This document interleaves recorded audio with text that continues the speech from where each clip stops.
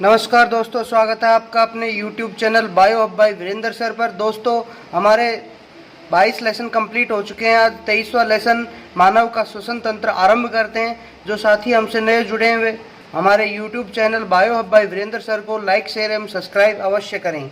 चलिए स्टार्ट करते हैं। मानव का श्वसन तंत्र। हाँ देखिए, मानव का श्वसन तंत्र के अंतर्गत हम मानव के अंदर होने वाली जो जैविक क्रिया है, श्वसन क्रिया, इसके अंदर काम आने वाले विभिन्न अंगों के बारे में यहाँ पे हम अध्ययन करेंगे। देखिए, सजीवों में होने वाली समस्त जैविक क्रियाओं के संचालन के लिए किसकी आवश्यकता होती है? ऊर्जा की आवश्यकता होती है। अर्थात शरीर के अंदर जो भी क्रियाएं होती हैं उन्हें संपन्न करने के लिए क्या चाहिए? ऊर्जा चाहिए। और ये ऊर्जा कहाँ से प्राप्त होती है? भोज्य पदार्थों के ऑक्सीकरण से। भोज्य पदार्थों के ऑक्सीकरण से हमें ऊर्जा प्राप्त होती है।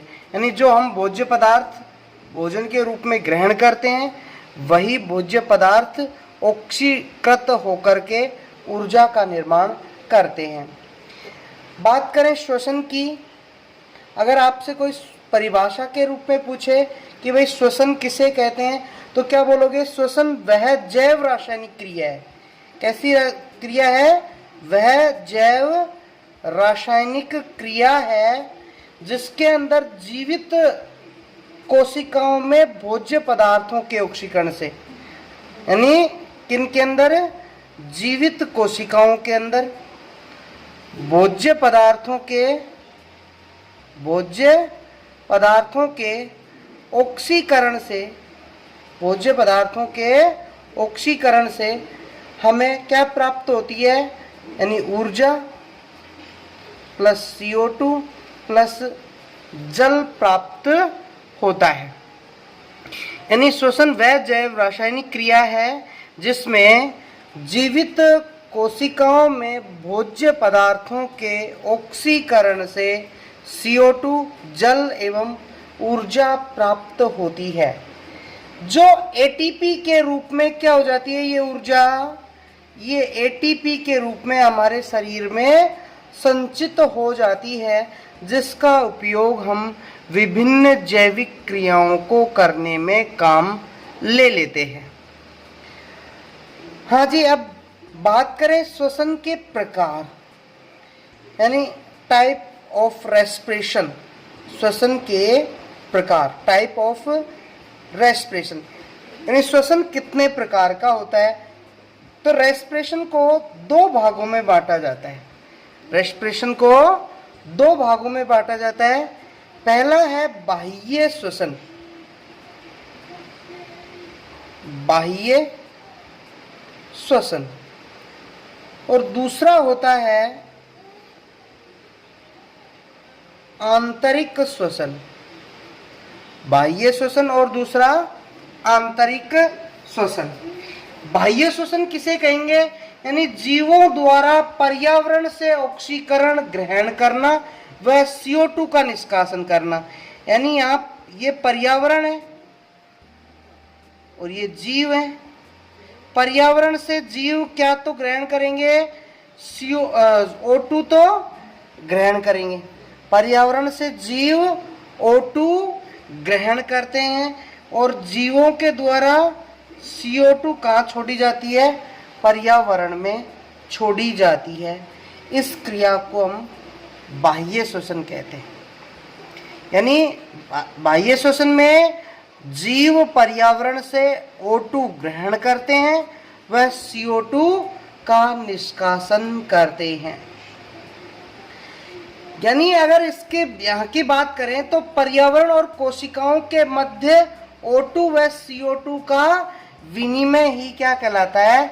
बाह्य श्वसन कहलाता है। यानी पर्यावरण एवं कोशिकाओं के मध्य O2 व CO2 के विनिमय को ही बाह्य श्वसन कहते हैं। इस क्रिया को, बाह्य श्वसन को, हम सांस लेना भी कहते हैं। यानी सांस लेना भी एक प्रकार से क्या होता है?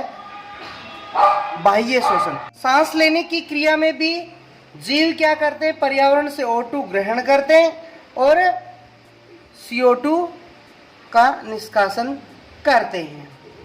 दूसरा है आंतरिक श्वसन, यानी जीवों द्वारा ऑक्सीजन के उपयोग एवं CO2 व ATP के उत्पादन से संबंधित जो भी क्रियाएं हैं, यानी जो ये O2 है इसका किस तरह से उपयोग होगा, O2 का किस तरह से उपयोग होगा, यानी बाह्य श्वसन से जो O2 ग्रहण की जाएगी उसका किस तरह से उपयोग होगा, फिर इससे CO2 प्लस जल प्लस ATP किस प्रकार से उत्पादित होंगी। इन समस्त क्रियाओं को आंतरिक या कोशिकीय श्वसन कहते हैं।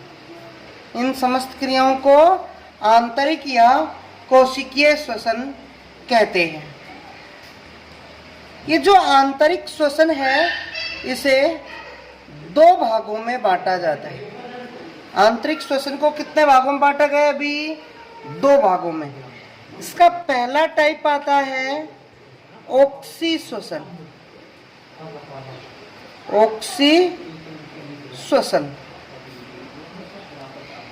यानी जब कोशिकीय श्वसन, जब कौन सा श्वसन, आंतरिक श्वसन या कोशिकीय श्वसन किसकी उपस्थिति में हो?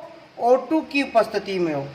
जब श्वसन क्रिया O2 की उपस्थिति में हो, आंतरिक श्वसन या कोशिकीय श्वसन की जो क्रिया विधि है वो ऑक्सीजन की उपस्थिति में संपन्न होगी तो उसे हम ऑक्सी श्वसन कहते हैं। दूसरा होता है इसका टाइप अनोक्सी श्वसन। अनोक्सी श्वसन यानी जब श्वसन की क्रिया ऑक्सीजन की अनुपस्थिति में संपन्न होती है। जब श्वसन की क्रिया ऑक्सीजन की अनुपस्थिति में संपन्न होती है तो उसे क्या कहा जाता है? अनोक्सी श्वसन कहा जाता है। अब मानव श्वसन के अंग व श्वसन तंत्र हमारा टॉपिक है। मानव श्वसन के अंग एवं श्वसन तंत्र। श्वसन तंत्र, हाँ जी, मानव में सुविकसित प्रकार का, मानव में कैसा सुविकसित प्रकार का श्वसन तंत्र पाया जाता है। यानी सुविकसित प्रकार के श्वसन अंग, श्वसन अंग व श्वसन तंत्र पाया जाता है। मानव में सुविकसित प्रकार का श्वसन तंत्र और श्वसन अंग पाए जाते हैं। यानी मानव के जो श्वसन तंत्र है इसके अंतर्गत नासाद्वार, श्वसन तंत्र के अंतर्गत नासाद्वार, नासा गुहा, नासा गुहा, नासा ग्रसनी गुहा, नासा ग्रसनी गुहा, कंठ, श्वसन नली, श्वसन नली, श्वसनी फेफड़े आदि सम्मिलित किए जाते हैं, आदि सम्मिलित किए जाते हैं। अब जैसे हम एक श्वसन तंत्र की बात करें तो एक डायग्राम टाइप में हम बनाते हैं।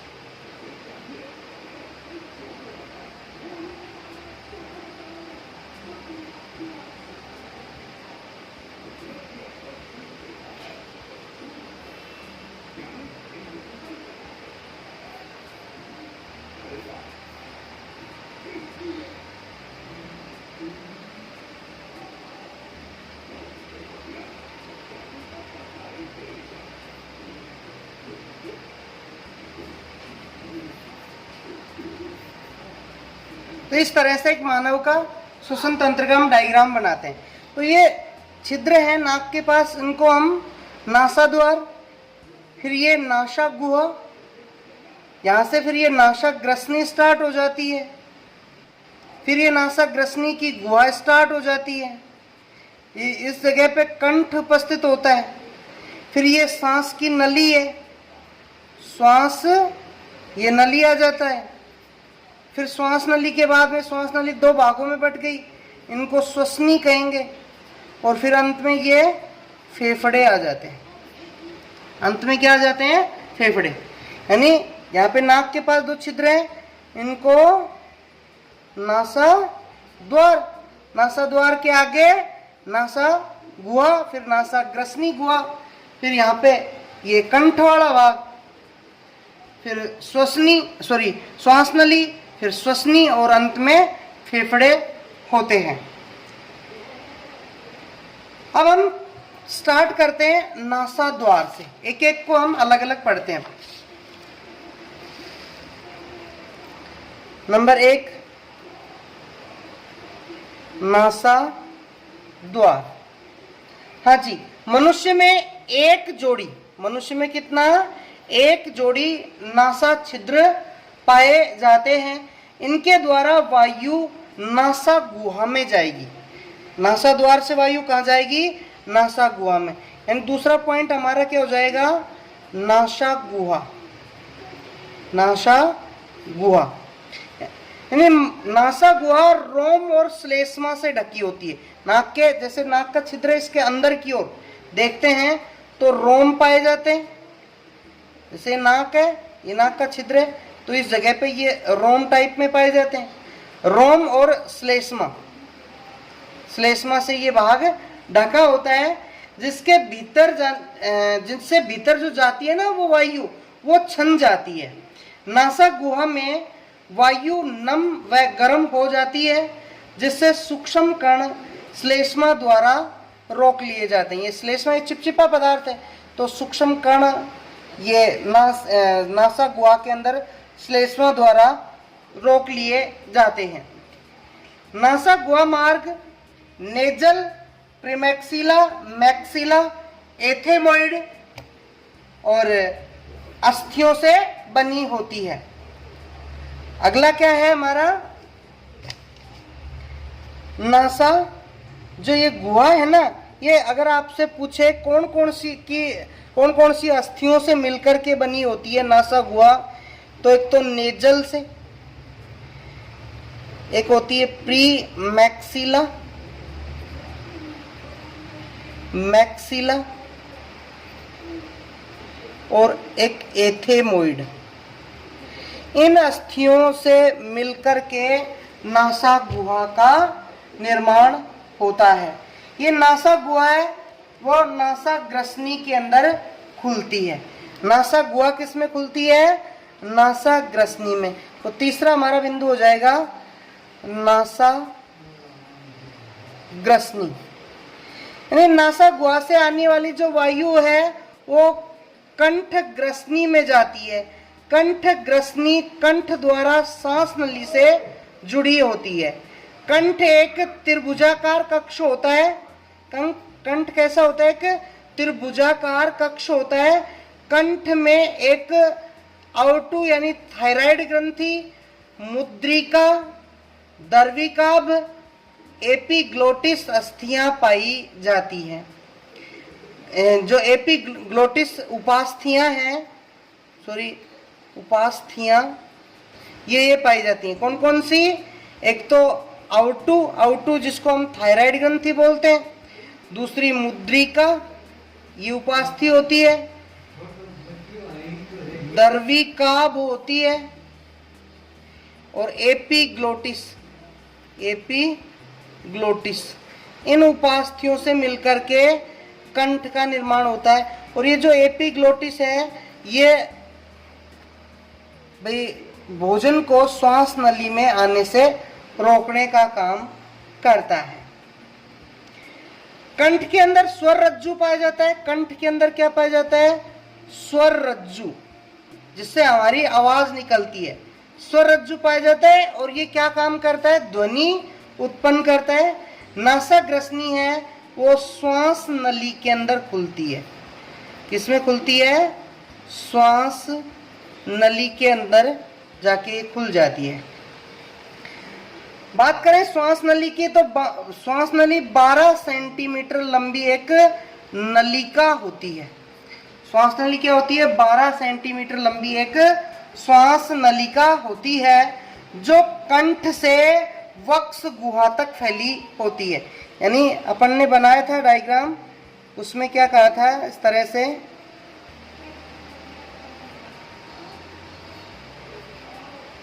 यहाँ से ये कंठ वाला भाग स्टार्ट होता है और यहाँ से ये आगे जाके श्वसनियों में विभक्त हो जाएगी। ये फेफड़े हैं, तो ये वाला भाग है, ये कौन सा है? श्वास नली का। हाँ जी, श्वास नली कितनी है? 12 सेंटीमीटर लंबी नलिका और वक्ष तक फैली रहती है, यानी वक्ष गुहा तक फैली रहती है या चेस्ट वाले भाग में। श्वास नली व श्वसनी की भित्तियों में सी आकार की उपास्थियां पाई जाती। इनमें इस तरह से, जैसे नली है, इसके अंदर सी आकार की उपास्थियां, सी आकार की उपास्थियां पाई जाती हैं। अब ये सी आकार की उपास्थियां क्या करती हैं? ये श्वास नली को एक तरीके से सिकुड़ने से रोकती हैं, इसको हमेशा खुला रखती हैं। यानी श्वास नली की भित्ति को ये हमेशा खुला रखती हैं। इसके अलावा जो श्वास नली है, इसकी भित्ति के ऊपर श्लेष्म और पक्षमाभी कोशिकाएं, पक्षमाभी कोशिकाएं हैं, वो पाई जाती हैं। श्लेष्मा में चिपके मृत जीवाणुओं को पक्षमाभों द्वारा ग्रसनी के अंदर लाया जाता है। यानी ये पक्षमाभ है, वो इस श्लेष्मा में चिपके हुए मृत जो जीवाणु हैं, वो इनके माध्यम से वापस कंठ वाले भाग के अंदर लाया जाता है और मुख के द्वारा उनको शरीर से बाहर हम त्याग देते हैं। हाँ जी, अगला बिंदु है श्वसनी। श्वसनी जो श्वास नली आगे चल के विभक्त हो गई, नहीं, श्वास नली का अग्र छोर है, जैसे श्वास नली है, आगे जाके दो भागों में ऐसे बढ़ जाती है, जो बाएं फेफड़े और दाएं फेफड़े में जाती है। अर्थात श्वास नली का अग्र छोर है, वो दो भागों में विभक्त हो जाता है और दोनों ओर के ये फेफड़ों में चली जाती हैं। ये दोनों की दोनों श्वसनियां हैं, वो दोनों साइड के फेफड़े में चली जाती हैं। अगला बिंदु है हमारा फेफड़े। नेक्स्ट, फेफड़े।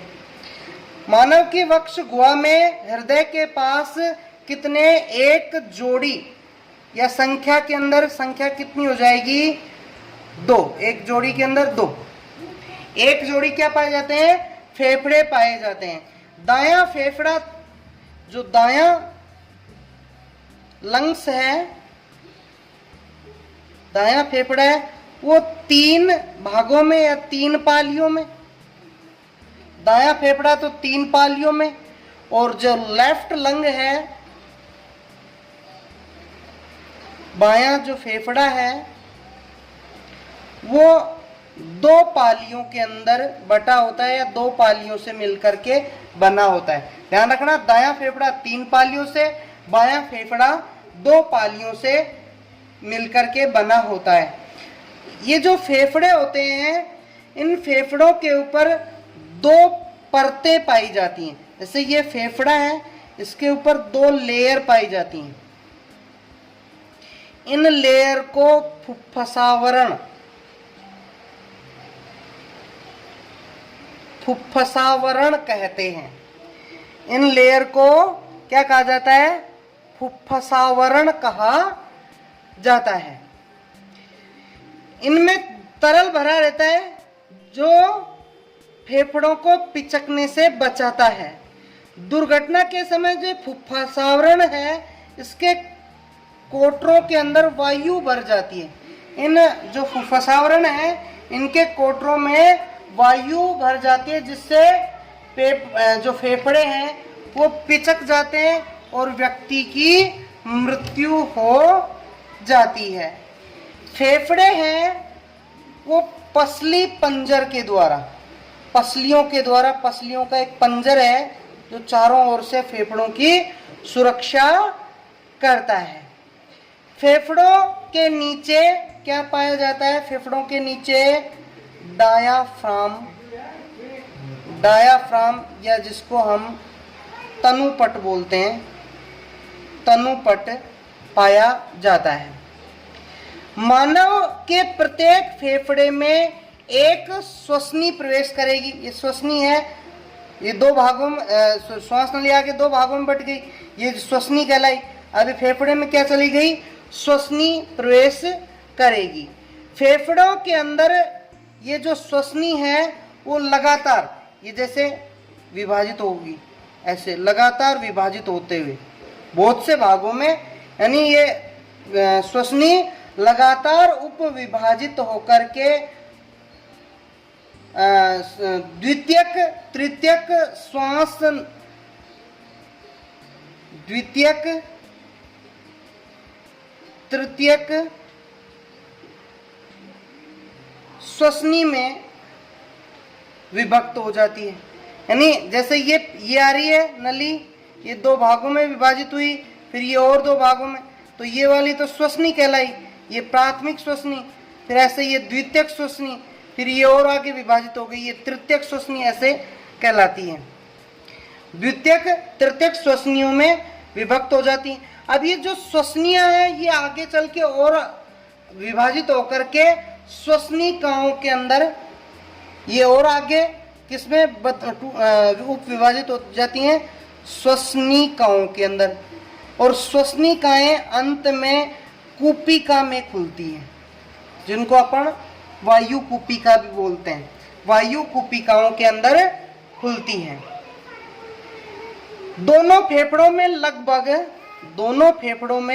लगभग 60 करोड़ वायु कूपिका होती है। दोनों फेफड़ों में लगभग कितनी? 60 करोड़ वायु कूपिकाएं होती हैं। वायु कूपिका एक छोटे, बहुत ही छोटे एक प्याले के समान होती हैं, जिनका व्यास लगभग 0.2 mm होता है। 0.2 mm के आसपास होता है। इनमें अत्यंत पतली भित्ति वाली रुधिर कोशिकाओं का जाल होता है। इन वायु कूपिकाओं में अत्यंत पतली भित्ति वाली रुधिर की जो केशिकाएं हैं उनका जाल पाया जाता है। रुधिर केशिकाओं का क्या पाया जाता है? जाल पाया जाता है। वायु कूपिका के द्वारा गैसीय विनिमय के आधार पर O2 इन रुधिर केशिकाओं में उपस्थित रुधिर में चली जाती है और रुधिर से CO2 बाहर निकल आती है विसरण विधि के द्वारा। कल के वीडियो में हम श्वसन की क्रिया विधि के बारे में पढ़ेंगे। आज इतना ही, धन्यवाद।